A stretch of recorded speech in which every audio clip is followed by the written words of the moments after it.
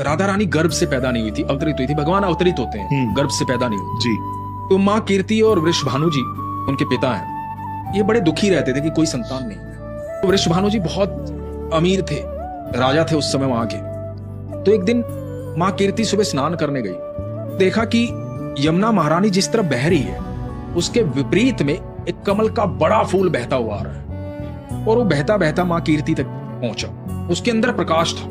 तो जब माँ कीर्ति के पास वो फूल पहुंचा, फूल खिल गया, उसकी पत्तियां खुल गई, और पत्तियां जैसे ही खुली तो अद्भुत तेज लिए हुए अनंत ब्रह्मांड की सर्वेश्वरी वहां पर विराजमान थी, राधा रानी। देख करके माँ कीर्ति पागल हो गई, गोदी में उठाया राधा रानी।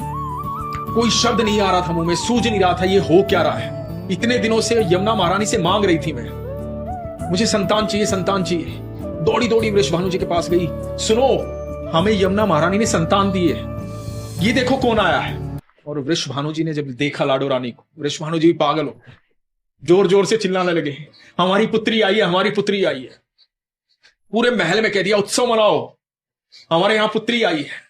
कुछ देर बाद पता लगा कि ये बच्ची जो है आंखें नहीं खोल रही। थोड़े चिंतित हो गए वृषभानु जी, मां कीर्ति चिंतित हो गई, पल भर के लिए चिंतित हुए। फिर कहा कि कोई बात नहीं, ये जैसी भी है हमारी बच्ची है। वैद्य को बुलाया गया, वैद्य से पूछा गया, वैद्य ने कहा कि आंखें खुली नहीं रही है, ऐसी ही रहेगी।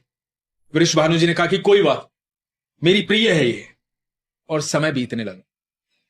कहा जाता है करीबन करीबन 11.5 महीने के बाद देवकी और वसुदेव के यहां वो संतान जन्म लेती है जिसका वर्षों से इंतजार चल रहा था, जिसके लिए मां देवकी इतने सालों से तड़प रही थी। अनंत ब्रह्मांड का मालिक धरती पर आता है, कृष्ण। कृष्ण को लेकर के वसुदेव नंद बाबा के घर आते हैं, नंद बाबा को सौंपते हैं। इधर जब नंद बाबा के यहां कृष्ण आ जाते हैं तो नंद बाबा उत्सव मनाते हैं। बड़े उत्सव की तैयारी होती है कि मेरे यहां पुत्र ने जन्म लिया है। तो उस उत्सव में न्योता भेजा जाता है वृषभानु जी को।